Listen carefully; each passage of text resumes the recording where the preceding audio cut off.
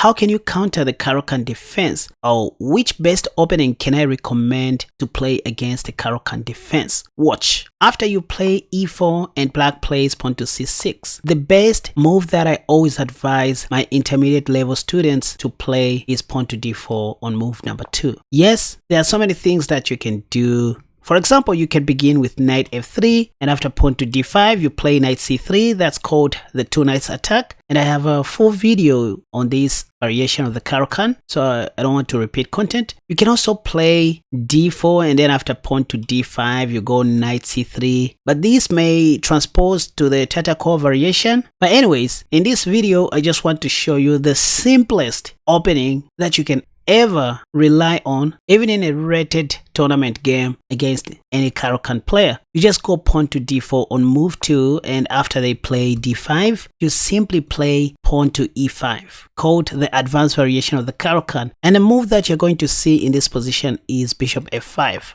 Now, to keep everything simple, from here, I want you guys to start doing whatever you do in the French defense. You continue with pawn to c3. After pawn to e6, you simply play pawn to a3. I'm now introducing a whole new variation in the caro-kann. So the key is to begin with these 4 pawn moves first. Why playing pawn to a3? Remember what we do even in the French defense. Pawn a3 stops bishop b4 in the near future, and it's just some kind of a prophylactic move. Also preparing to play the move pawn to b4 and all that. Anyway, after playing pawn to a3, the top played move that you're going to see is pawn to c5, as shown even in the Lichess database. Sometimes they can also play knight d7 and knight e7, wanting to put the knight on a5. We'll see about that. So after pawn to c5, what I recommend to do now is to exchange bishops like you normally do in the normal advanced variation. If bishop takes, you can simply take back, and after knight c6, you now continue playing your normal French defense. Knight f3. Remember, what I'm showing you is a risk-free chess.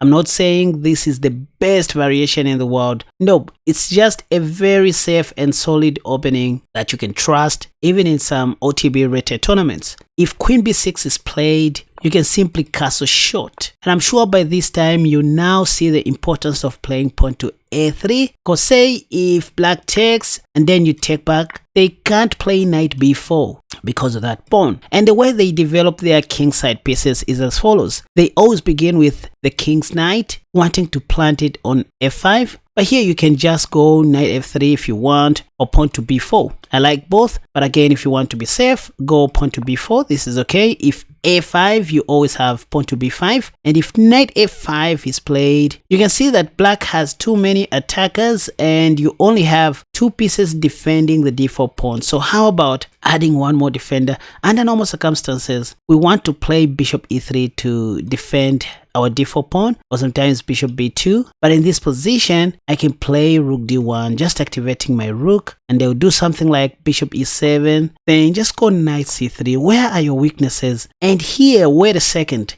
There is one common mistake that thousands of French players and caro-kann players make in this position, which is why I kept on showing you this line. This move knight c3 comes with a dirty idea. As long as black's knight is on f5, it's possible to sacrifice your knight on d5. You can see the top played move in the Lichess database is castle short, which is a mistake. I promise most of your friends are going to make this mistake, and that's how you're going to be winning most of your games.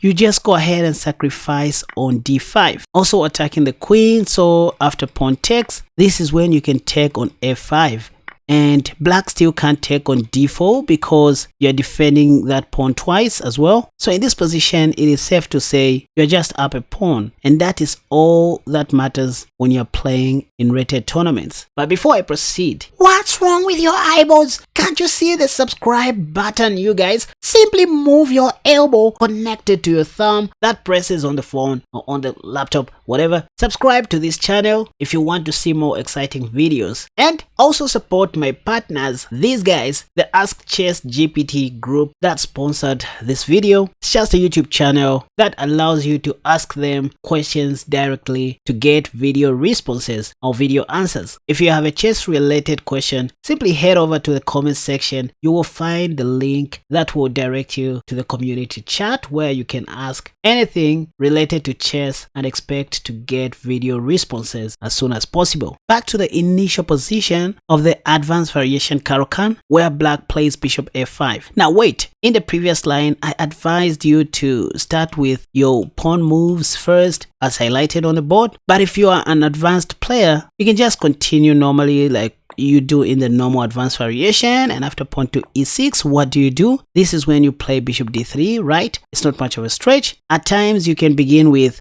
bishop d3, somehow forcing this exchange to happen.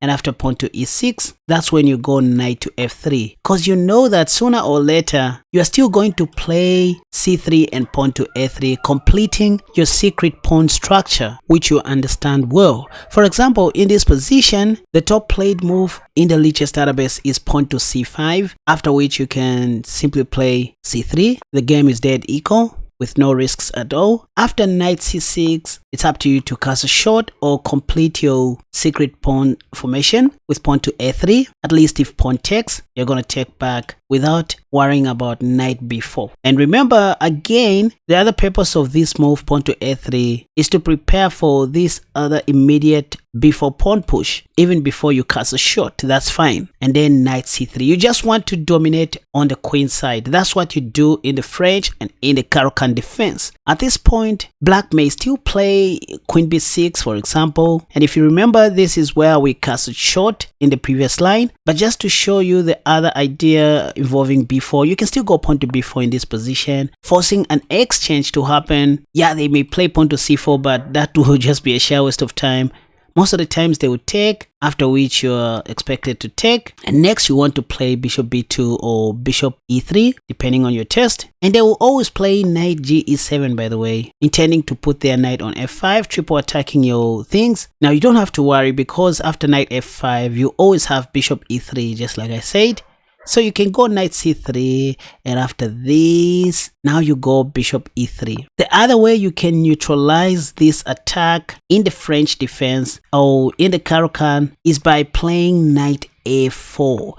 Knight a4 attacks the queen, so black has no time to take on d4. Stockfish recommends black should play queen a6, asking for a queen trade. And now you can just do this. And after pawn takes, at least you have ruined their pawn structure on the queen side. And now you simply go bishop e3. This is just a pure endgame where the best player has to win. You put or any of your rooks on c1 and think of creating that battery. This is how you play against really strong opponents who know much theory than you do, just playing safe and solid chess. So once again, this is to say, after bishop f5, instead of relying on your pawn formation, go bishop d3 immediately, asking for a bishop trade. And then after pawn to e6, you play c3 if you want, or knight f3 first. And should they play c5, you go c3, then knight c6, you play pawn to a3 finally. In queen b6, you go pawn to b4 if you want. But you see,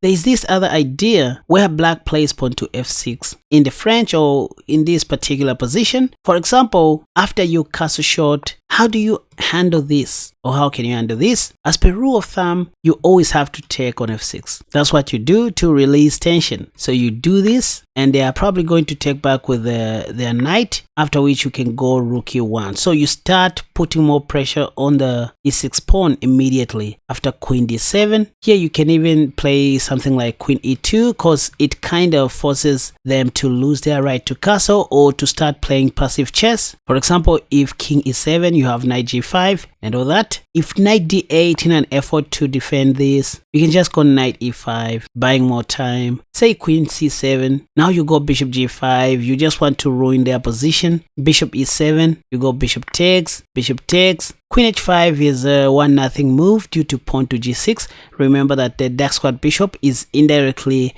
defending the rook. So the check that makes sense here is this one. queen b5 check. If knight blocks, well, you just take the c5 pawn. And there's even a funny line here where you take, and should I take back with the queen, you simply go rook takes e6 check, winning black's queen, which is pinned to the king. Anyway, so once again, after pawn to e5 and black plays bishop f5, just ask for a bishop trade immediately. But if this time, say, black plays bishop g6, you see, the simplest you can do is just to take, so that if pawn takes, now you even play this annoying move pawn to e6, wanting to take. And yes, if pawn takes, you can now go queen d3, ready to take this pawn that cannot be defended. If king f7, you have knight f3 and all that. So clearly we can see that bishop g6 by black is not a good option due to bishop takes and pawn takes. By the way, after e6, if black tries to ignore your pawn and say they just play f5 in this position, not even allowing you to go queen d3, right? Well, but now you can go knight f3. If they try to take, here I can just play queen e2, protecting my pawn. And I don't see much that black can do here. Maybe knight a6, you know, trying to win back the pawn like this. But here I can just go bishop f4, so that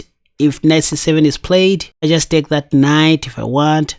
Or just go knight g5. I mean, what am I doing? So this is the simple way of playing against the caro-kann defense, especially for those with no much experience, like intermediate level players and beginners. Just think of pushing your pawn to e5, and after bishop f5, you think of trading off your last squad bishop. They should definitely take. This is what you're going to see them doing, by the way. There's no point to play bishop g6. So you just take, and whatever they do, you know your plan. c3, a3, pawn to b4, and ensuring that your knight is on f3 already. In the near future, you will play moves like knight d2 or knight c3, knight a4, knight c5, expanding on the queen side. And after castling short, you just plant one of your rooks on d1 and keep on playing an equal game of chess. This is how you bore caro-kann players to death. And this also works against the Botvinnik chaos defense, where black does not play bishop f5 immediately, but this other move, pawn to c5, which Levi Rosman also likes. Well, here the main theory is to take on c5, by the way, and there's a very clever trap that comes after that. But after this, you can just go pawn to c3 if you want to keep everything simple, playing in the style of the advanced variation French. They play knight c6, and then once again you go knight f3, or maybe pawn to a3 first, your prophylactic move. You know, sometimes the reason why it's not good to rush with knight f3 is that black in some variations may pin your knight, so just wait for them to commit. At this point, they're going to play something like bishop f5. Now they have seen enough, and this is when you can try to force some kind of an exchange after bishop d3, and they take. You take back, then pawn to e6, you go knight f3, and then they go knight g e7 or queen b6. You already know what to do. You can castle short, prepare to go pawn to b4, knight c3, knight a4, knight c5, same stuff. But again, I'm putting much emphasis on this move, pawn to f6. You guys, the best you can do whenever you see this pawn to f6 move is to take, just to oversimplify the game. And after taking, think of playing rook e1 to start pressurizing the e6 pawn. They'll probably take back with the knight because that's what they love doing. And then you can castle short. Why? Because you want to put your rook on e1. Say after bishop e7, you go rook e1, wanting to take this pawn, which they can hardly defend. Maybe say they play queen d6, just trying to show you how difficult it is for black to defend the e6 pawn. Here you can even take like this, diverting their attention. If queen d7, which they didn't play at first, now you go pawn to b4 and hold on to your extra pawn for good. If black plays something like queen d7, for example, not allowing you to take on c5, bishop f4 is the standard move in this position, but I wouldn't mind trying knight g5, just putting more pressure on this. And Stockfish says black should just give up this pawn. Otherwise, moves like knight back to d8 will just make them become passive. First, you can take here, and after bishop takes, you go pawn to b4 if you want, or in this position, bishop e3, challenging this bishop. If bishop takes, you want to activate your rook and put it on h3 or on g3. If they play bishop e7, you just go bishop d4, playing active chess. Say black castles short, now you can take the knight, and after bishop takes, you simply mate your opponent like this. Now, time for you to go and check out my new e5 defense course, which I have also linked in the comment section down below. And I'm glad to say, so far it has received a lot of attention and people are getting it like crazy. So it's an opening response that you try against White's e4 opening. You're going to learn how to play against the Scotch, the Royal Pass, the Bishop's opening, 3 Knights opening, the 4 Knights game, the Vienna game, even the Italian game. So it's the complete e5 defense course that I just launched with my team. You better go and check it out. Thank you so much for watching this video. Until next time, have a wonderful day. Bye bye.